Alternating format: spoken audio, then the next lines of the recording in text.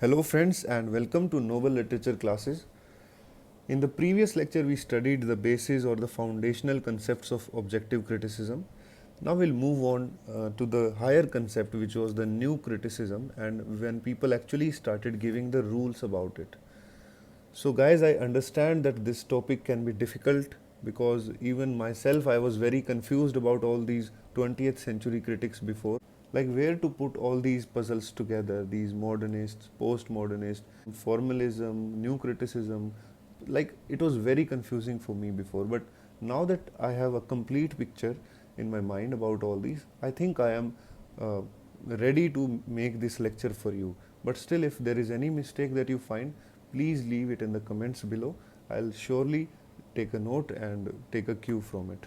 So in this lecture, we are going to start with Richards and J.C. Ransom, and in the next lectures, we'll talk about Wimsatt and Brooks. The rest of these new critics you can study yourself, or you can mention in the comments if you want me to make a video on them, because for me, rest of these are not so important. Now, in our country, our teachers have taught this new criticism to us, that it is the close reading of any text, that we have to ignore the writer totally, that ignore his background, ignore his emotions, ignore his economic status, everything. Just only focus on the text or the poetry or any drama, whatever you are studying or analyzing. So that is how a new critic should behave according to our teachers, and they are very true and very correct in this method. But one thing I want to add in this lecture is the development of new criticism, that how these people reached that conclusion. So we can say that it happened during the first age or the first generation of these new critics, and their mission or their main agenda why they reached this conclusion was to protect this poetry or the study of poetry from the positivism. This positivism, it was becoming the religion of those people in the early 20th century. And what is positivism now? People had started to become more rational, more technologically advanced, more scientific, and the nature was becoming more and more progressive. So therefore they were losing their touch with all the older ideologies, and they were trying to simplify the language also.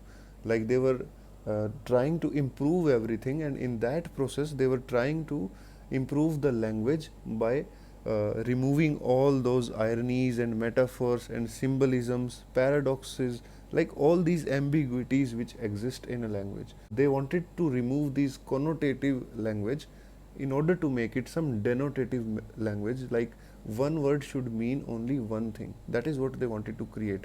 And if that was the case, if we will lose all these ironies, metaphors, symbolism, paradoxes, then it will be kind of the end of poetry.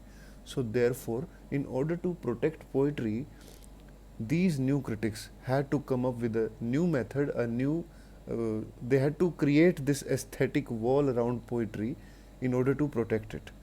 So therefore they separated poetry from everything, including the writer also, and presented it as a self-enclosed artifact, a self-enclosed piece of art which obeys its own laws and which does not obey the laws of the science or the technology.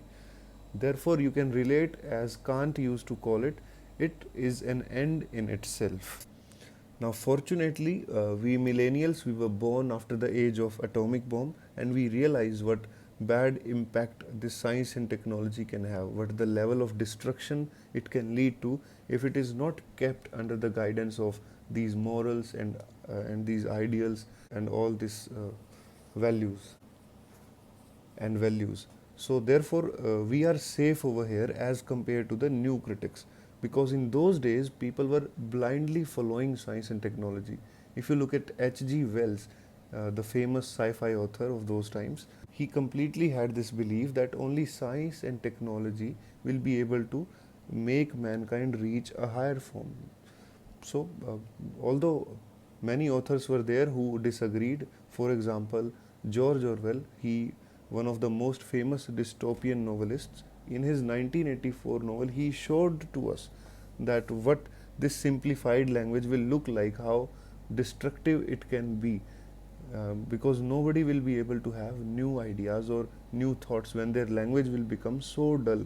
If you remember, I am here referring to the name speak language which he talks in his note. Now let us talk about Ivor Armstrong Richards. Well, he was born in 1893 in England, and he was the only one among these new critics who belonged to England. Like most of these were from USA and especially the south of United States. So therefore they had this group also, the Southern Agrarians. We'll come to that later on. So I.R. Richards, he was the first person to fight this positivism by creating this new space for poetry. And in Science and Poetry, which was published in 1926, he coined this phrase pseudo statements to distinguish poetic statements from those made by scientists. But by this phrase, he did not mean that poetry was false. Rather, that the claims and resolutions of poetry must not be judged by the same criteria or the same perspective as we use to study science. Now, we know that he was an English educator, a literary critic, a rhetorician, and he did this famous experiment at the Cambridge University when he was the professor over there, and he invented this concept of close reading. He gave his students only the texts to study from, and he was surprised by the reviews he got from them. Those were the completely unbiased reviews, and they were also worth considering. Now he kept on propagating this formalist approach of close reading because until then this new criticism word was not coined. So they kept on saying it as we are doing the close reading critics, we are the close readers. So that was their name during that time. Now these are his famous works. The first one was co-authored with C.K. Ogden, The Meaning of Meaning, then Principles of Literary Criticism, then Science in Poetry, Practical Criticism, and finally the Philosophy of Rhetoric. So in Practical Criticism, I.A. Richards defined his terminology by replacing the cruder notions of pseudo statements, like he replaced these pseudo statement concept with a more neutral distinction between intellectual belief and emotional belief. Now emotional belief is the poetic belief or the poetry, and intellectual belief is the science. So he says that this intellectual belief or science, it occurs in a context of logical consistency, where we are going for the fusion of all ideas into some perfectly ordered system, whereas our emotional belief or this poetry, it is not occurring in that logical consistency. In fact, it is happening in an emotional context. This context is of sentiments and feelings, and its goal is to order these ideas around our emotional needs and desires in order to give us this feeling of fulfillment. So you can say that the goal of intellectual belief is to finally be verified by scientific or rational parameters or systems, whereas the goal of emotional belief is to be verified by the fulfillment of one's emotions or his desires. So I.R. Richards says that emotional belief, it can not only exist alongside the intellectual belief, but it can also exist freely. Now he gives this example of Dante's Divine Comedy. Now he says that you do not need to be a Christian in order to understand the various analogies that Dante uses in his Divine Comedy. And I'll give you an example here. Like, a Christian does not have to be a Hindu in order to understand the teachings of Gita. We don't have to exist with that intellectual belief in order to understand our emotional belief. Both can exist separately. So therefore, Coleridge's notion of the willing suspension of disbelief is only partly true, because the belief that he wants to suspend in us, it is already the intellectual belief according to I.R. Richards, and it is not the emotional belief. Therefore, it is already irrelevant to poetry. But still, being in the age of positivism made a huge impact on I.R. Richards. So therefore, he could not break from this habit or this positivistic tendency to judge a thing by its usefulness. And that is the reason that even in this intellectual belief and emotional belief, he is talking about the goal of these beliefs. Now the later new critics will favor Kant in that, and they will say that poetry is an end in itself totally. It does not exist alongside any belief or anything. That the pure beauty or the poetry, it constitutes a thing in itself. Now let us move to John Crowe Ransom, or J.C. Ransom as we know him. He was also born in the same year as T.S. Eliot. Now, talking about him, he was an educator, a scholar, a critic, a poet, an essayist, and an editor. I don't know what is with these Americans, they are never trying to focus on one thing, they are always trying to focus on so many things. And fortunately, they are even excelling at all these things also. So, he created this famous group of critics and thinkers called as the Fugitives, and they also launched this magazine known as the Fugitives. These were actually the people who had this modernist mindset. We'll come on to the modernist later on. And he also wrote this and also he was part of these southern agrarians, and he also founded this manifesto of them titled as I'll Take My Stand. It was published in 1930. Now, while teaching in the Kenyon College, he founded this magazine as the Kenyon Review, and it was a very famous magazine in those times. Now, you can see some of his most famous poetic works. He wrote very few poetry, like poems about God, Chills and Fever, Two Gentlemen in Bounds. Move on to his critical works: The World's Body, Criticism as Pure Speculation, and The New Criticism. In this book, he actually coined this new criticism word which we are using today. Like they were giving it their own names, but still it did not have this name to be specific. Now let us look at the famous lecture that he gave at Princeton University in 1940. It got published in 1941. The name is Criticism as Pure Speculation. In this, he criticized the psychological critics as well as the moral or the Platonic critics. So first he goes on to criticize the psychological critics like I.A. Richards for making too sharp distinctions between poetry and science. He says that it is not some visible line which separates poetry and science. Both of these are so interconnected because both of them have this paraphrasable core. Now, to define this paraphrasable core, I'll give you an example of a juice shop in your city. So, when you see an orange is squeezed, the juice that comes out, it is the paraphrasable core. Now, that fruit can be either science also, and that fruit can also be poetry. Now, both of these have a paraphrasable core according to J.C. Ransom. But the scientific people, they cannot see this paraphrasable core in poetry because they are unaware of that surrounding in which that paraphrasable core is kept. According to J.C. Ransom, is kept in the lively local details. What are these details? These are our emotions and the feelings that we have. So these things are irrelevant for science. So therefore scientific people do not appreciate poetry. Now he goes on to criticize the moral or the Platonic critics, and he says that these people mistake a work of art only for its message. They think that only the message is important or the idea behind that work is important, and the form of that idea or the way in which it is presented to us, for example the language used, the various kind of language devices used, that is not important according to these moral or these Platonic critics. Therefore they are also missing out on everything. So Ransom says that poetry is post-ethical, that I am not saying that poetry does not contain a message, but it is beyond that message also. Understanding poetry means that you don't only understand that message, but you also understand the process of mind which goes on in making that poem. That structure of the poem, it is also essential.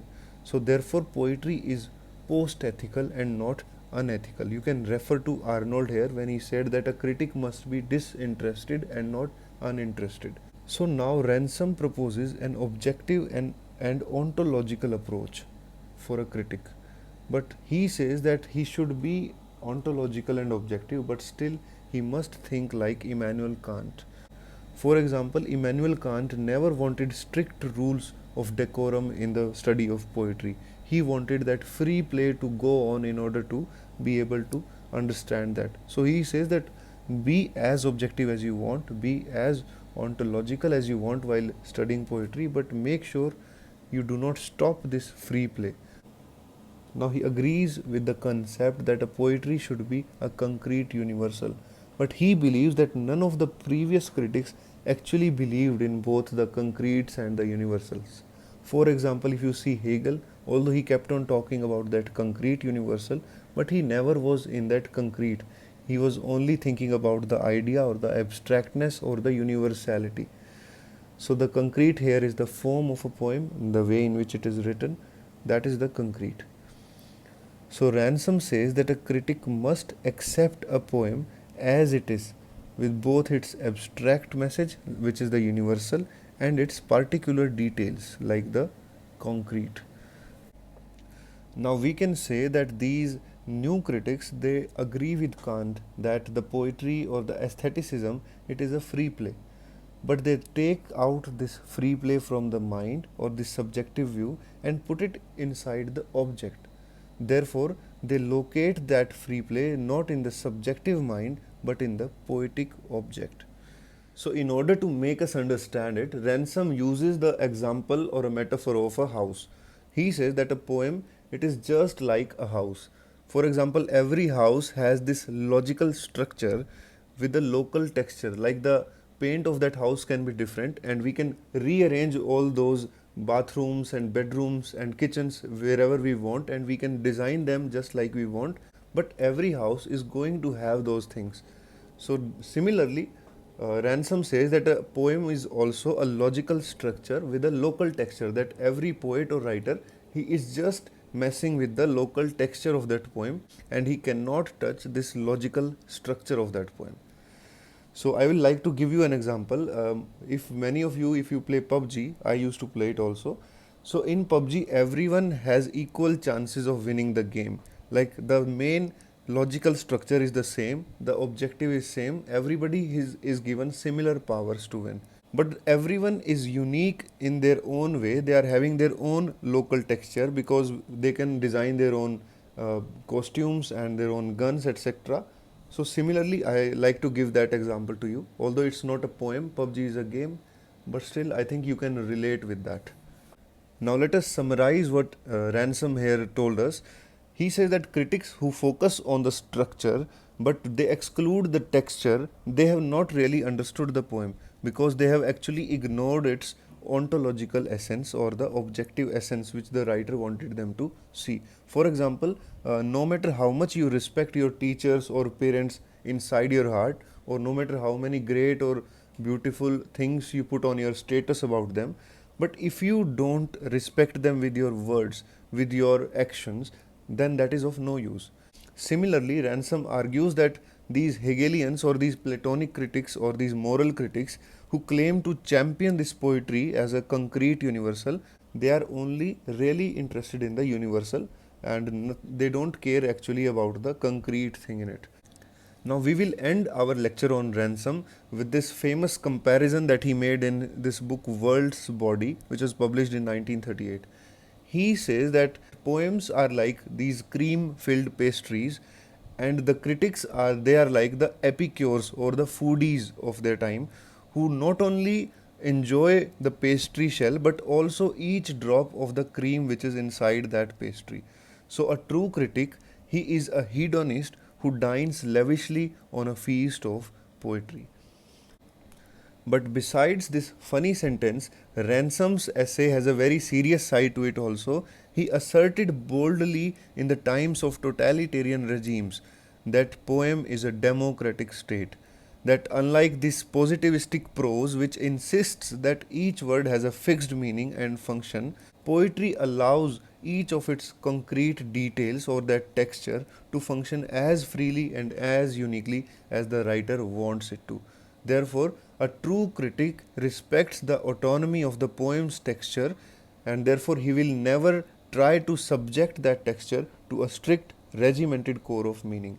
So this was a very important lecture, friends. If you have understood it, it's very good. If not, please watch the part where you are not able to understand it. But still, if anything is wrong, if you cannot understand it, do leave it in the comments down below. I'll make sure that you understand this thing. So thank you for watching this video and have a very nice day.